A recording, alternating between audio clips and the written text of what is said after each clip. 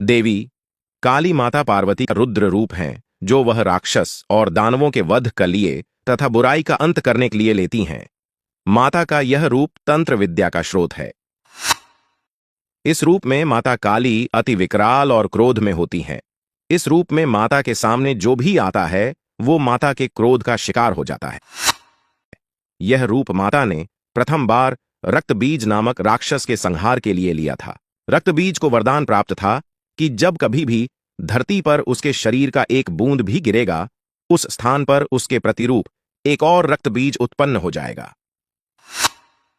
ऐसे वरदान के साथ रक्तबीज का सामना करना देवताओं के वश में नहीं था, क्योंकि जब भी देवता उसे मारते और उसके शरीर से खून का बूंद धरती पर गिरता, वहां एक और रक्तबीज पैदा हो जाता।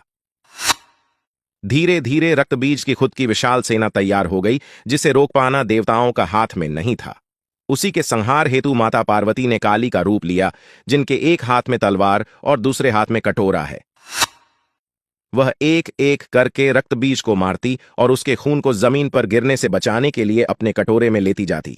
धीरे धीरे उन्होंने रक्तबीज और उसकी पूरी सेना को खत्म कर दिया, लेकिन माता का क्रोध इसके बाद भी शांत नहीं हुआ।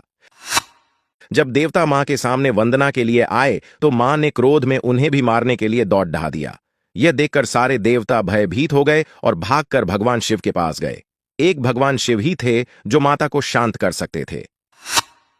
तब भगवान शिव मां काली के रास्ते में लेट गए। जब मां वहां से गुजरी तब उनका पैर भगवान के छाती पर PDDDH गया और उन्हें तुरंत आभास हो गया कि उनसे कितनी बड़ी भूल हो गई।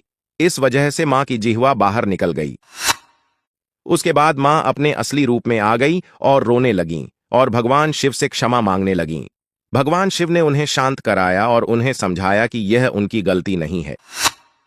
तब से मां काली के मूर्ति और प्रतिमा में उनकी जिह्वा बाहर निकली होती है और उनका पैर भगवान शिव के छाती पे होता है और माता इसी रूप में पूजी जाती है।